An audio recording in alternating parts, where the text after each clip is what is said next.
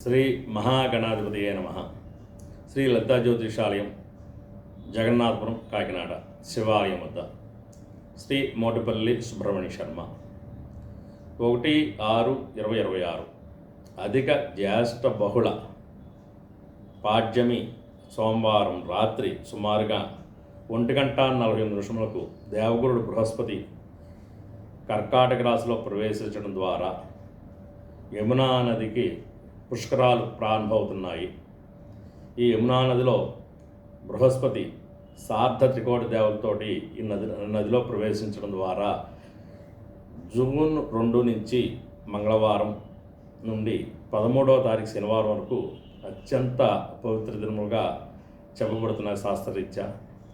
ఈ సమయంలో యమునా నదిలో పుష్కరములలో సంకల్పపూర్వకంగా స్నానం ఆచరించి దాన తర్పణ పిండ ప్రదానం చేయడానికి ఉత్తమ ఫలితములు ఇస్తూ ఉంటుంది.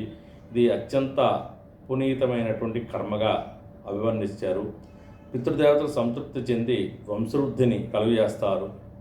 యమునా నది హిమాలయంలో యమునోత్రి అనే స్థానంలో ఉద్భవించి హర్యానా రాష్ట్రంలో ప్రవహించి ఉత్తరప్రదేశ్ రాష్ట్రంలోను ఢిల్లీ, నోయిడా, మధుర, బృందావనం, ఆగ్రా నగరాల్లో ప్రవేశించి గంగానది మరియు అంతర్వాహిగా యమునా సరస్వతి నదులతో కలిసి ప్రయాగరాజ్ వద్ద త్రివేణి సంగమం వద్ద ఏర్పడుచున్నది. యమునా నది జీవనది. ఇది అత్యంత పవిత్రమైనది. యమునా నది శ్రీకృష్ణ పరమాత్ముడు పాద స్పర్శతో పునీతమైనటువంటి నది యమునా నది. మరియు శ్రీ భాగవతంలో శ్రీ సుఖ యోగేశ్వరుల వారు నైమిసారణ్యంలో మహర్షి వివరించినప్పుడు శ్రీకృష్ణ భగవానుడు ఆ పుణ్యకర్మను వినుటకు అన్ని నదులతో ముందుగా యమునా నది ఆ పురాణ స్థలికి వచ్చినట్టుగా శాస్త్ర ప్రవచనము. ఈ యమునా నదిలో స్నానమార్చడం ద్వారా తిథి దాన తర్పణము చేయడం ద్వారా అత్యంత విశేషమైనటువంటి ఫలితాలు ఏర్పడుతుంటాయి. యమునా నది పుష్కరాలు చాలా పవిత్రమైనది.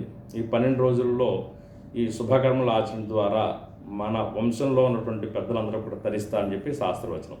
శుభమస్తు.